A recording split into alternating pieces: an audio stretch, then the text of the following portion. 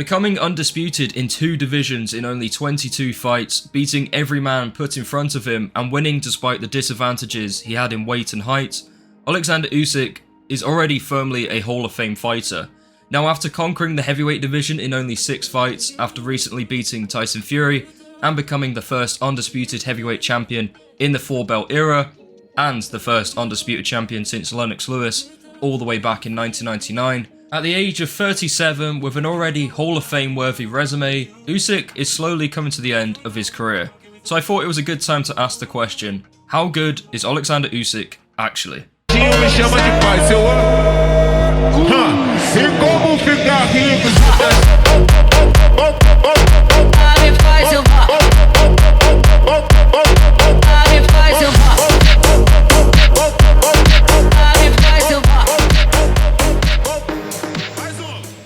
Oleksandr Usyk was born in 1987 in the city of Simferopol, which is the second largest city in Crimea.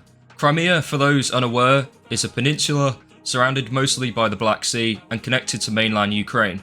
Although Crimea is internationally recognized as part of Ukraine, in 2014 Russia annexed Crimea, and to this day the territory is under Russian control. Before trying his hand into boxing, Usyk was an aspiring footballer, playing all the way up until 15, playing for his local club, eventually switching to boxing in 2002. Usyk adapted into his newfound sport like a duck to water, winning multiple heavyweight gold medals at the 2011 World Championships and of course the 2012 London Olympics, beating well-known names such as current pound-for-pound king Artur Beterbiev. After amassing countless accolades, Usyk would officially retire from the amateur game with a final record of 335 wins and only 15 losses. Usyk would then enter the world of professional boxing in 2013 at 26 years old, signing a promotional deal with the Klitschko brothers K2 Promotions. Usyk's debut would come against Mexican fighter Felipe Romero, where he would dismantle him with relative ease, knocking him out in the 5th round. Usyk would then follow up his debut with 4 more knockouts before fighting for his first title against South African Danny Venter for the WBO Intercontinental belt. Unlike his previous fights, this one would go into the later rounds as Usyk would get the stoppage in round 9, cementing himself into the world rankings. Usyk would then continue down the WBO path, beating former Russian cruiserweight champion Andrei Niazev. I apologise if I butcher any of these names in this video because I'm probably going to. Following a complete shutout over 7 rounds, the referee saw enough and stopped the fight in round 8. This win for Usyk would keep him on track to fight then WBO champion Marco Huck. Following this win, Usyk would put a beat down on former South African light heavyweight champion Johnny Muller with a 3rd round TKO, and then his final defense of his WBO Intercontinental belt when he fought Cuban Pedro Rodriguez, whose BoxRec image makes him look like he's wanted in about 10 different states. Usyk would make light work of the Cuban fighter and achieving his 9th straight knockout. After a relatively short ride to the top, Usyk was already heading for world title honours in his next fight when he took on then champion, undefeated Polish fighter Krzysztof Glowacki, who beat Marco Huck a year earlier, who I believe holds a record for being the longest reigning cruiserweight champion of all time. The fight would be in Glowacki's native land of Poland, an important detail to mention when discussing Usyk's career, as the guy literally gave 0 shits where he fought. Usyk was a real road warrior. Give him a gum shield and a pair of boxing gloves and he's ready. So in September of 2016, Usyk would get his chance to fight for the cruiserweight world title. For the first time in Usyk's career, he would go the full 12 rounds in a very exciting fight. The world-class movement of Usyk was on full show in this fight, showcasing a tremendous gas tank too, moving well even in the later rounds. Usyk showed fantastic hand speed, and that speed was hard to adapt for Glowacki, and ultimately the superior movement and hand speed was a deciding factor in Usyk becoming the WBO. Usyk announced he would be part of the World Boxing Super Series, an 8-man tournament involving all the best fighters in the division, with the main aim to make undisputed fights easier. Usyk's first fight in the Super Series would be against former WBO champion Marco Huck. Usyk would use his tremendous footwork combined with superb combination punching to finish the fight in round 10. Usyk would then move into the semi-final where he would face Marius Briedis. Another fight where Usyk would be taking on the champion in their own backyard. This fight was a very close fight with a divide in the boxing fanbase between people who thought Briedis won or Usyk won. Briedis showed fantastic counter-punching in this fight, arguably landing the harder punches. I can't honestly argue against either man winning. Usyk had moments with his high work rate and Briedis landed a lot of the eye-catching shots. This fight had plenty of swing rounds, however Usyk would be the eventual winner, and as a result he'd move on to the final facing Murat Gassiev. Usyk took control of this fight early on, with Gassiev unable to adapt to Usyk's style, with the sheer volume and movement troubling him. Usyk ultimately outclassed Gassiev over 12 rounds, with Gassiev's best work coming from the early rounds of the fight, landing a notable right hand that looked to stumble Usyk. As Gassiev lowered his output, Usyk started to take over the fight. What I notice about Usyk in his fights is once he starts to get into his rhythm, it looks near enough impossible to break him out of it. Overall, Usyk outclassed and outboxed Gassiev and deservedly won a unanimous decision, becoming the undisputed cruiserweight world champion and put his name up there in the discussion of the greatest cruiserweights of all time. Following the victory of Gassiev, Usyk would call out a man who just wants to get home to his wife and kids, Tony the Bomber Bellew. Fresh off beating David Haye, whose legs were only held together with duct tape, Tony was full of confidence. It was the final fight of Bellew's career and he wanted to go out chasing greatness. I thought Bellew started the fight well, and it was initially a low output fight with both men throwing very little. Bellew started to step on the gas in round 2 and round 3, landing some clean shots, and I thought he showed a hell of a lot of skill in this fight, despite the perception of what people have of Bellew, that he is just this tough fighter who shows a lot of heart. He actually has a lot of technical skills, and he boxed really well in this fight. It was arguable that Bellew could have taken at least the first 4 rounds, if you're being generous, even the 5th as well. However, Bellew's gas tank started to fade, and Usyk became much less cautious. The thing about these elite fighters is they know how to pace themselves, and that's exactly what Usyk did. Bellew visibly slowed down in the 5th round, while Usyk looked fresh, using his superb foot movement, which was troubling Bellew. If I remember correctly, the narrative around this fight was that Usyk was the boxer. However, any doubt about Usyk's power would be put to rest in round 8. Usyk would land a big left hand, which buzzed Bellew, pushing him towards the ropes. Another left hand followed, which wobbled Bellew, and essentially had him out on his feet. And then a final left hand put Bellew out for good. The ever-brave Bellew did try to get up, but he was clearly not able to get back in the fight, and Usyk would get the KO, ending what was a 10-fight winning streak for Bellew, and signifying the end of what was an outstanding run in the cruiserweight division, as Usyk would now set his sights at the big boys of the heavyweight division. Now, there were some questioning why Usyk moved up to heavyweight in the first place, which I didn't quite understand, considering Usyk literally cleared out the cruiserweight division and is a generational great. I mean, the man is chasing greatness, and also money as well, as we know the cruiserweight division isn't exactly the sexy division in boxing. There was also questions around how Usyk would fare against these giants. How would he handle the sheer size of a Tyson Fury with his height and reach, or the power of an Anthony Joshua? Well, it turns out pretty well actually, but we'll get onto those fights later. Usyk's first fight was supposed to be Carlos Takam, which would have been in my eyes a perfect introduction to the heavyweight division, as Takam is a solid gatekeeper who has fought the very best the division has to offer. Sadly though, Usyk suffered an injury and the fight ultimately didn't happen. He was also meant to face Tyrone Spong, who was a very talented kickboxer prior to coming into the sport of boxing.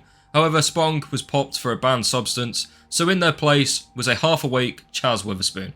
Usyk clearly wanted someone of a higher standing, but we got what we got, and Usyk ultimately dominated the fight as many predicted. Witherspoon's corner pulled him out in round 7, which was the correct call. Now, after this performance, many people wrote Usyk off, and I think it was largely exaggerated. Usyk was fine, he was out of the ring for a year, and he was making his debut to a new division, facing an opponent he hadn't even prepared for.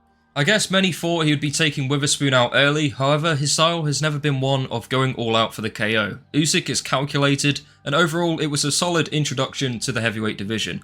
But it didn't convince a lot of fans that he would beat any of the top guys anytime soon. Usyk would get his first real test in the division when he faced former world title challenger Derek Chisora. This was a great test for Usyk, as Chisora is a very solid gatekeeper who has fought quite literally everyone.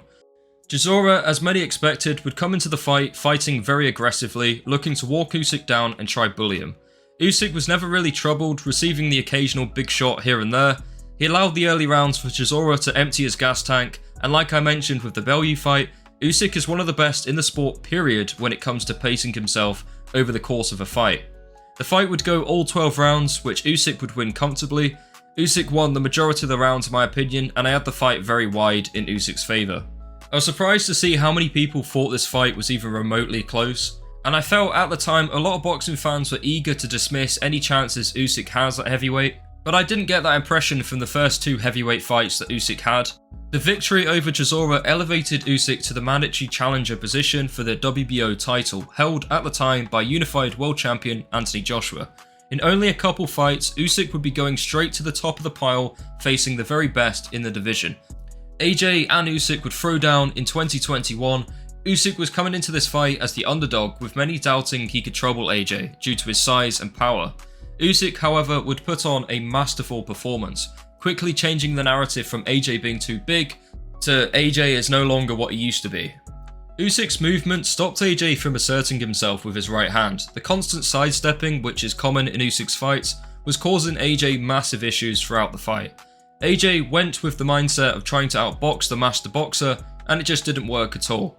Usyk is the much quicker, slicker and smarter boxer, and he ultimately schooled him. AJ couldn't keep Usyk at range, something Usyk is fantastic at, which is sitting in your range and counterpunching. The fight nearly came to a dramatic end in round 12 when Usyk put AJ onto the ropes after landing multiple combinations, and AJ sat on those ropes smiling at Usyk almost in embarrassment due to him being seconds away from being put out cold. Usyk would be the deserved winner and would become in only 3 fights the unified world heavyweight champion and becoming a 2-weight world champion, firmly cementing himself in the pound for pound discussion. I found it quite surprising people were so shocked that Usyk was able to beat the bigger man in AJ. Now, I don't want to sit here with all the hindsight in the world and say I fought differently to everyone, but the smaller man coming up a division and beating the bigger man is not something new in this sport. I mean, Evander Holyfield literally exists. The narrative that Usyk couldn't hang with the big guys, that he wouldn't be able to do what he did at cruiserweight at heavyweight, was well and truly over. In typical matchroom fashion, we would of course see the fight again. However, the rematch was in doubt due to the Russian invasion of Ukraine in the early part of 2022, with Usyk confirming he would be heading to Ukraine and joining the Territorial Army shortly after. However, with the support of 2 Ukrainian boxing icons in Vitaly Klitschko, the mayor of Kiev, and the brother Vladimir Klitschko, Usyk would focus his efforts in the sport of boxing. A smart decision as he can use his platform to spread awareness of the ongoing war in his homeland. Despite the horrors happening back home, Usyk would have to refocus his mind onto the rematch with AJ, and the rematch was announced to be taking place in Saudi Arabia. AJ would come into this fight making big changes to his camp with the removal of long-standing trainer Robert McCracken in favour of Mexican trainer Robert Garcia. He trained most notably 4-weight world champion Mikey Garcia, as well as multiple other world champions. Anthony Joshua performed a million times better this time around. He came in with a much better approach to the fight, adding body shots to his arsenal, and with said body shots, he troubled Usyk multiple times throughout the fight. AJ showcased much more variety, not relying too much on his jab, and overall I was impressed with AJ in this fight, which is why I'm kind of surprised AJ got rid of Garcia, as I thought he was improving AJ, but he's with Ben Davison now, and that's worked out well for him.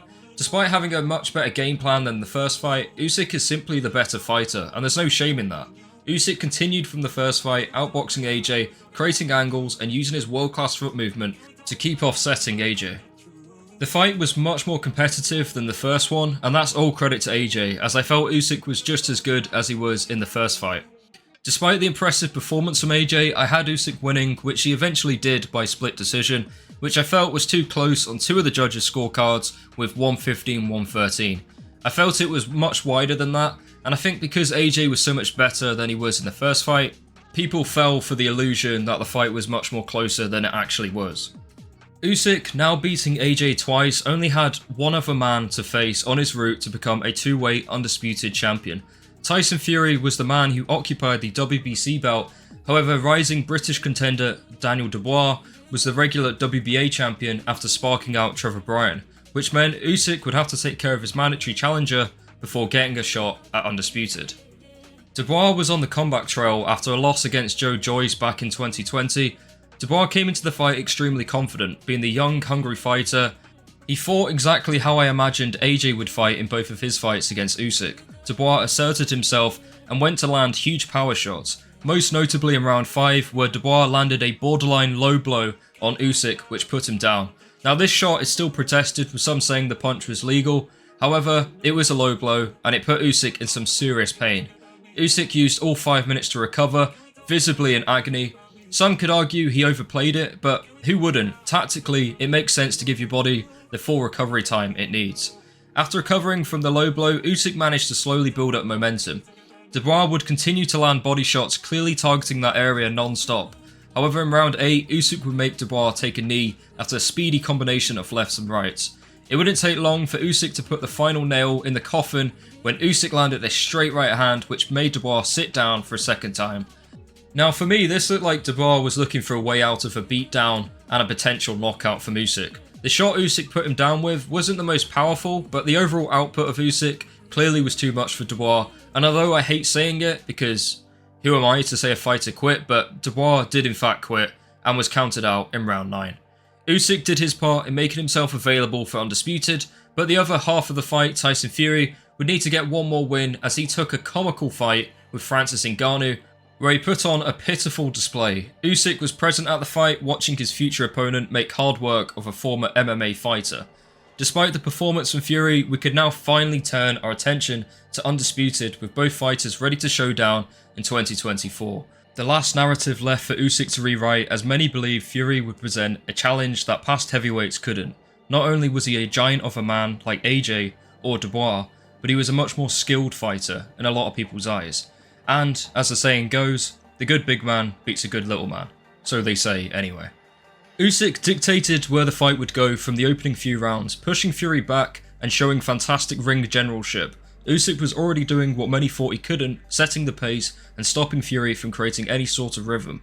Fury would start to get his own success, most notably in round 6, where he landed a huge right hand that slightly wobbled Usyk, and he followed up with solid body shots. However, nothing really came from it. Fury didn't push on from any success he was having, and that assertiveness which he showed in the second Wilder fight was missing from this performance. He needed to press the issue, but he failed to do so. The biggest moment of the fight would of course come in round 9, where Usyk landed a huge shot on Fury, followed up with a barrage of punches, which essentially had Fury out on his feet, using the ropes as a means to stay up, eventually stumbling to the corner and being knocked down. The referee seemed determined to not call the fight off, and despite the punishment Usyk was inflicting on Tyson, the fight just continued. The fight should have been stopped in this round, and if it were any other fight other than Fury, it probably would have. For the remainder of the fight, I felt Fury was just trying to recover, not doing enough to win the remaining rounds in my opinion, and the fight would ultimately end in a split decision win for Usyk, which was bullshit really, because one judge actually had the cheek to call that fight a draw, which was just laughable.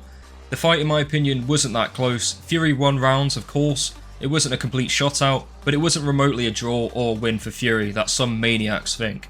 Usyk battered Fury that much that Fury felt compelled to say Happy New Year. With the win over Tyson Fury, Usyk became a two-way undisputed champion, and in my opinion put himself firmly above the likes of Canelo, Crawford, Inoue and other pound-for-pound greats to become the best fighter on the planet. Usyk defied most people's expectations of what he would be like at heavyweight. The narrative around him being too small disappeared when he dismantled AJ. The idea that Tyson Fury would be too slick and too powerful for Usyk was shattered when Usyk nearly sent Tyson Fury to the Shadow Realm. Time and time again, Usyk changes the expectations people have of him. A once-in-a-generation fighter. In the next video I make on Usyk, it really should be where I put him in the all-time great list. Fighting in everyone's backyard other than his own, willing to take on all challengers, and still being undefeated is one hell of an achievement. Now we turn our attention to the rematch later in the year. Not for Undisputed this time, as the IBF would hand Dubois a free world title. I've already made a video on that farce. So with a career so far of 22 wins, 0 losses, clearing out the cruiserweight division and becoming undisputed, and arguably becoming the greatest cruiserweight of all time, then moving up to heavyweight where he would dismantle fighters with substantial height and reach advantages to also become undisputed, Usyk easily has a Hall of Fame resume, and if Usyk were to retire right at this moment, I have no doubting saying Usyk is an all-time great in the sport, period. A former cruiserweight who was able to bring his tremendous footwork and ability to create angles up to heavyweight, where he's been close to knocking out giants like AJ and Fury, shows he is a once-in-a-generation talent, and we should appreciate him while he's still fighting.